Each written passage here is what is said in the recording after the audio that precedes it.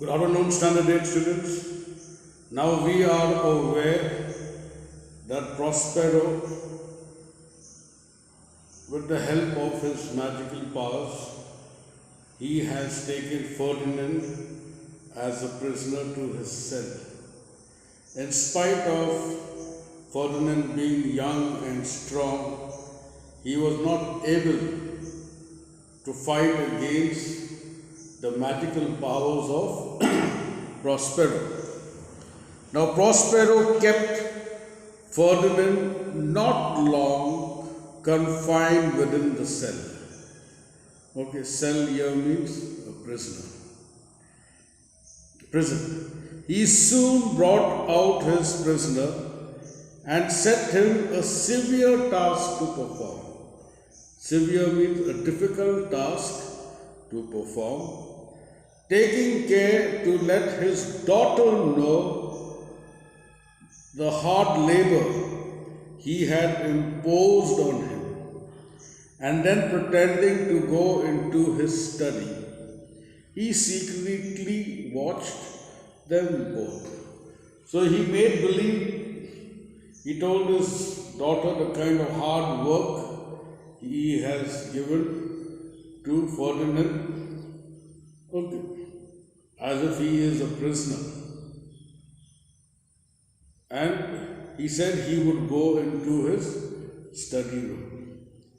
Now, Miranda knows that when my father gets into his study room, he will not come out or leave his study not before 2 or 3 hours.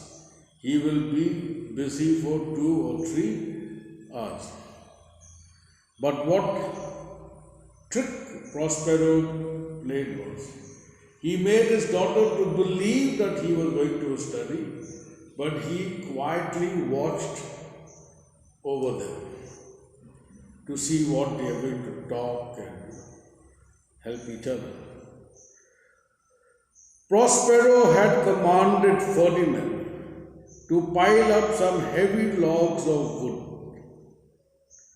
King's son, not being much used to laborious work, Miranda soon after found her lover almost dying with fatigue.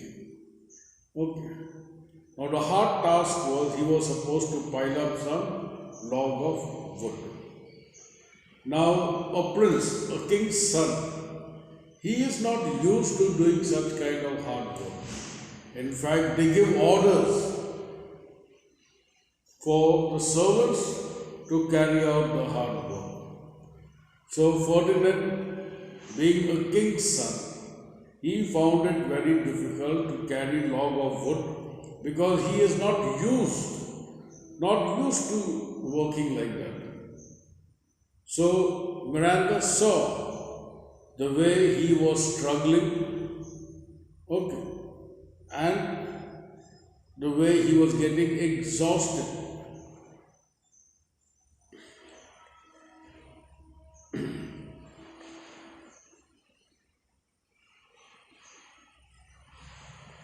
Alas, said she, do not work so hard. My father is at his studies. He is safe for these 3 hours. Pray rest yourself. So she prevented Ferdinand to do some work now because she found him very, very tired. He says, now you can sit down and take some rest. My father will not come before 3 hours. So for that time you can take your rest. Oh, my dear lady, said Ferdinand, I dare not. I must finish my task before I take my rest. So he did not listen to what Miranda had said. He says, no, I will complete my work and then I shall take my rest. If you will sit down, said Miranda, I will carry your logs the while. That means while you sit and take some rest, that part of carrying the log of wood, that I will do. But this Ferdinand would by no means agree. agree. Remember, he is a prince. He's not going to allow someone else to do his work. So when she agreed that while he takes his rest, she would carry out the log of wood. But being a prince, he's not going to allow the lady to do his work. It is against his principles. Instead of a help, Miranda became a hindrance. Instead of helping, she became a hindrance, which she was a disturbing element. She did not allow or permit him to carry out his work. For they began a long conversation, so that the business of log carrying went on very slowly. Now she was a disturbance. She began talking to him, so carrying out the log of wood became very slow because they were busy in conversing. Prospero, who had rejoined Ferdinand this task, enjoyed merely as a trial of his love, was not at his books as his daughter supposed, but was standing by them invisible to overhear what they said. Now he told his daughter lies that he was going to his study room, but actually he was not going to study room. He was there invisible. They cannot see him, but he was along with them to hear what they are talking, to hear the conversation. Now this task was actually to test how much Ferdinand loves Miranda. So in order to win her, is he willing to do any kind of difficult task to achieve her? That was Prospero's main idea. Ferdinand inquired her name, which she told him, saying it was against her father's express command. She did so. Now when Ferdinand asked her name, now she knew it was against her father's command. Maybe Prospero had told his daughter never to reveal her name, or maybe her father's name. Okay, but she fell in love with Ferdinand, so she broke this command and she mentioned her name. And she knew it very well that she was going against her father's orders. Prospero only smiled at this first instance of his daughter's disobedience. Now Prospero, what he did was he smiled. He did not get annoyed or angry with his daughter because she went against or she disobeyed him. In fact, he was very happy for having by this magic had caused his daughter to fall in love so suddenly. He was not angry that he showed her love by forgetting to obey his command.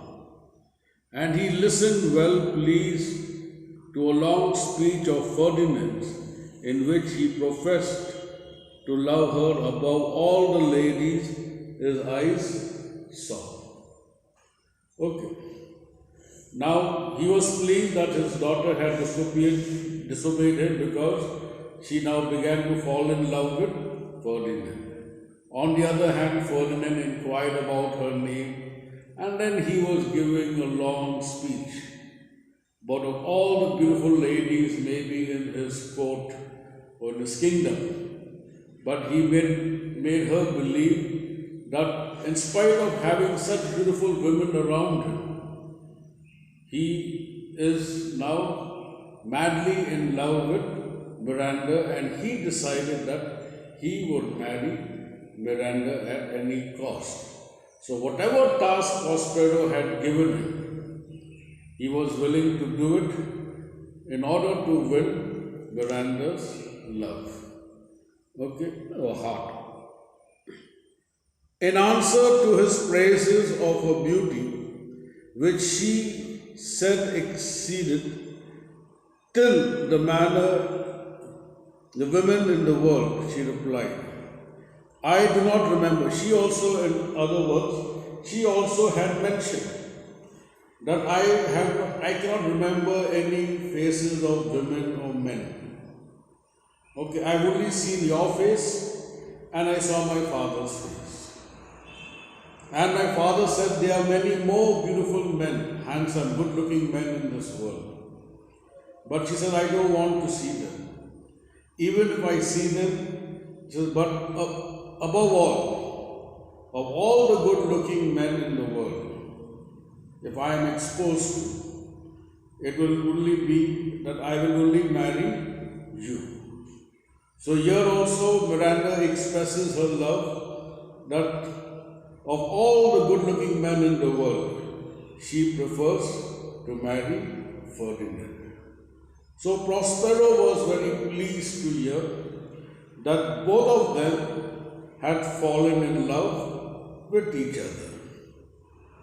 And this is what he wanted, that one day his daughter would be the queen of Naples. Okay? I shall keep it till here, and I have sent you the last question and answer of The Tempest. The last question is dealing with whether The Tempest is a fairy tale. Okay. So it is up to you. Once you read the lesson, if you are able to write the answer, write it down, because it is your own opinion. Okay. Or whether it is a true story or a fairy tale, what kind of a story it is, you will have to write it on your own. The 9th question and answer, I have sent it to you.